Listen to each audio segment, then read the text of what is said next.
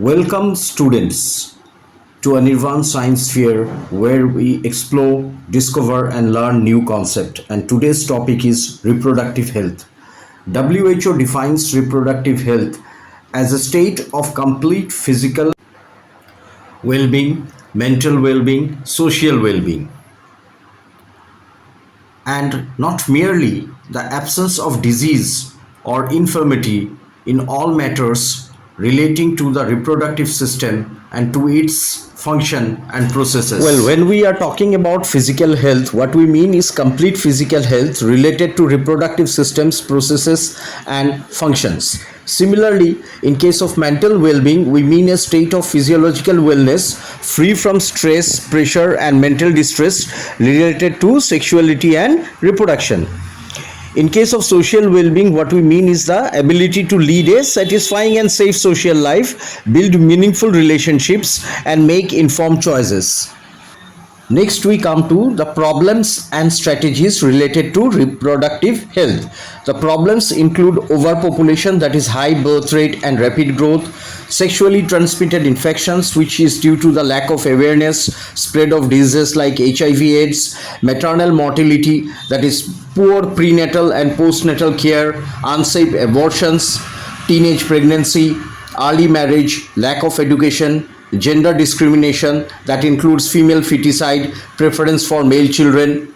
And the strategies to overcome these problems include RCH, that is Reproductive and Child Health Care Program, which is an integrated care service, then amniocentesis control, strict legal ban for sex determination, then sex education in schools, and access to contraceptives, that is promoting family planning, as well as women empowerment, that is education and economic importance of women.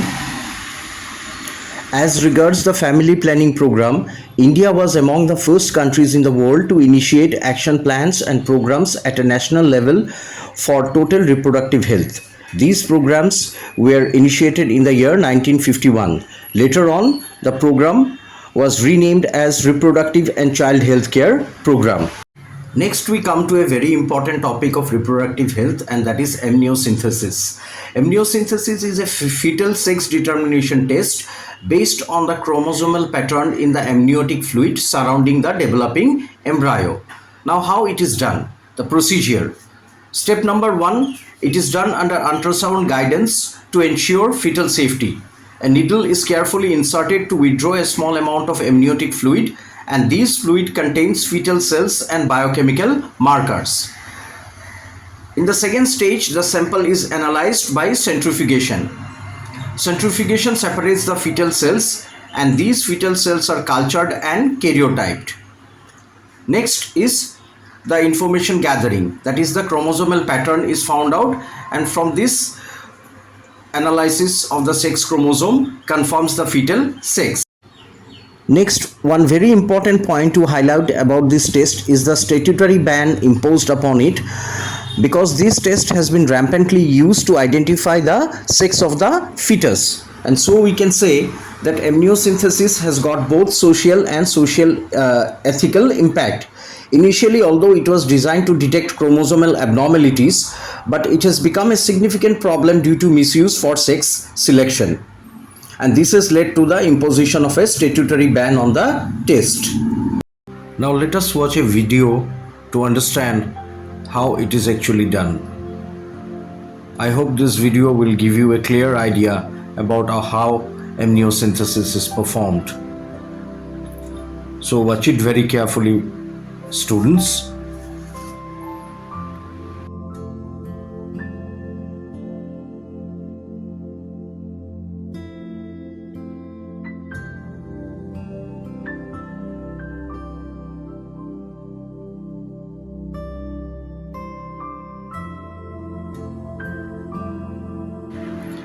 You can see the doctor inserting the needle.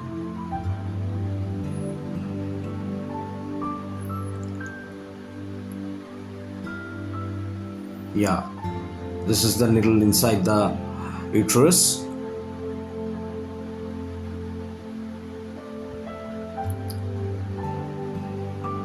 And now a plunger is attached to the needle and the amniotic fluid is being pulled out.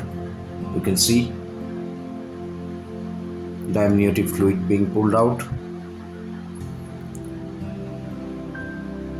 This is the fetus inside.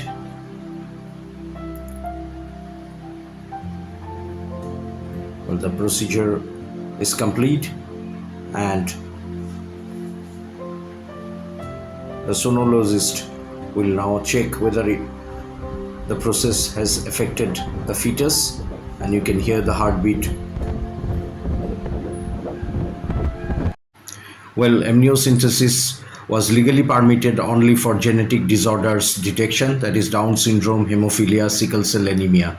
And because of its misuse, there is a statutory ban on amniocentesis for sex determination. With this, we come to the end of today's lecture. In the next lecture, we will be talking about assisted reproductive technologies. Thank you for watching. If you enjoyed this deep dive into biology, remember to share and subscribe to my channel. See you in the next lecture.